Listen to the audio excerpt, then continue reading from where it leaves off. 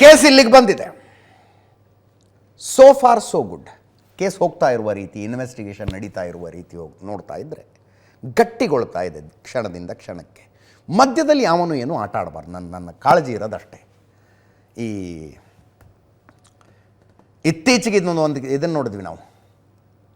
ಪುಣೆಯಲ್ಲಿ ಒಬ್ಬ ಅಪ್ರಾಪ್ತ ಬಾಲಕ ಅಪ್ಪನ ಪೋರ್ಷೆ ಕಾರ್ ತಗೊಂಡು ಹೋಗಿ ಕಂಠಪೂರ್ತಿ ಕುಡಿದು ಗಾಡಿ ಹೊಡೆದು ಇಬ್ಬರನ್ನ ಕೊಂದುಬಿಟ್ಟ.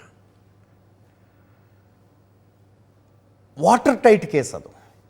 ಅದರಲ್ಲಿ ಡ್ರೈವರ್ನ ಇನ್ಯಾರನ್ನೋ ತಂದಿಡೋದಕ್ಕೆ ಟ್ರೈ ಮಾಡಿದ್ರು, ಅದೇನೂ ಆಗಲಿಲ್ಲ. ಮೀಡಿಯಾದ ಬೆನ್ನು ಬಿತ್ತು. ಮೀಡಿಯಾ ಈ ಕೇಸಿನ ಹಿಂದೆ ಬೆನ್ನು ಬಿತ್ತು. ಅದಂಗೆ ಮಾಡ್ತೀರಿ, ಇದಂಗೆ ಮಾಡ್ತೀರಿ, ಇವನೇ ಮಾಡಿದ್ದು ಅಂತ. ಫೈನಲಿ ಏನು ಮಾಡಿದ್ರು ಹೇಳಿ? ಅವನು ಕುಡ್ದಿದ್ದ ಅನ್ನೋದು ಪ್ರೂವ್ ಆಗೋದು ಮೆಡಿಕಲ್ ಟೆಸ್ಟ್ನಲ್ಲಿ. ಅದಕ್ಕೆ ಬ್ಲಡ್ ಸ್ಯಾಂಪಲ್ ತಗೊಂಡಿರ್ತಾರೆ. ಅವನ ಅಪ್ಪ ಕೋಟ್ಯಾಧಿಪತಿ, ಹುಡುಗನ ಅಪ್ಪ. ಅವನು ಆ ಮೆಡಿಕಲ್ ಟೆಸ್ಟ್ ಮಾಡೋ ಡಾಕ್ಟ್ರಿಗೆ ಲಂಚ ಕೊಟ್ಟು ಮಗನ ಬ್ಲಡ್ ಸ್ಯಾಂಪಲ್ನ ಕಸದ ಬುಟ್ಟಿಗೆ ಹಾಕಿಸಿ ಇನ್ಯಾರ್ದೋ ಸ್ಯಾಂಪಲ್ ಇಡಿಸ್ಬಿಟ್ಟಿದ್ದ ಅಲ್ಲಿ. ಅದರಲ್ಲಿ ಏನು ಬರುತ್ತೆ? ಕುಡ್ದಿರಲಿಲ್ಲ ಅಂತ ಬರುತ್ತೆ. ಕುಡ್ದಿರಲಿಲ್ಲ ಅನ್ನೋ ಸಾಕ್ಷಿ ಕೋರ್ಟ್ ಮುಂದೆ ಬಂದರೆ ಕೇಸಲ್ಲಿ ನಿಲ್ಲುತ್ತದು. ಅಲ್ಲಿ ತನಕ ಯೋಚನೆ ಮಾಡಿದರು. ಅಂಥದ್ದೇನೂ ಆಗದೆ ಹೋದರೆ ಈ ಕೇಸ್ ಭಯಂಕರ ವಾಟರ್ ಟೈಟ್ ಇದೆ. ಇದು ನೆನ್ನೆ ಕೂಡ ಹೇಳಿದೆ. ಕಟಕಟೆಗೆ ಬಂದು ನಿಂತು ಸಾಕ್ಷಿ ಹೇಳಿದ ಪ್ರತಿಯೊಬ್ಬನೂ ಉಲ್ಟಾ ಹೊಡೆದ್ರು ಕೂಡ ಟೆಕ್ನಿಕಲ್ ಎವಿಡೆನ್ಸ್ಗಳು ಎಷ್ಟು ಗಟ್ಟಿಯಾಗಿದ್ದಾವೆ ಅಂದರೆ ಕೇಸ್ ಎಲ್ಲಿಗೆ ಹೋಗಬೇಕು ಅಲ್ಲಿಗೆ ಹೋಗುತ್ತೆ. ಅಷ್ಟು ಗಟ್ಟಿಯಾಗಿ ಕೇಸ್ ಇದೆ ಇದು. ನೋಡೋಣ.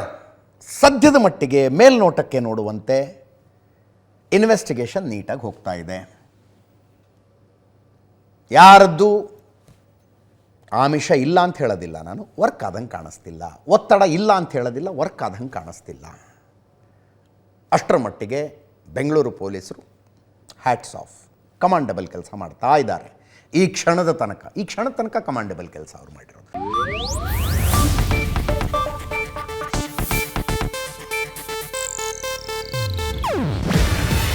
ಇದು ಏಷ್ಯಾನೆಟ್ ನ್ಯೂಸ್ ನೆಟ್ವರ್ಕ್ ಪ್ರಸ್ತುತಿ. ನೀವು ನೋಡ್ತಿದ್ದೀರಾ ಏಷ್ಯಾನೆಟ್ ಸುವರ್ಣ ನ್ಯೂಸ್.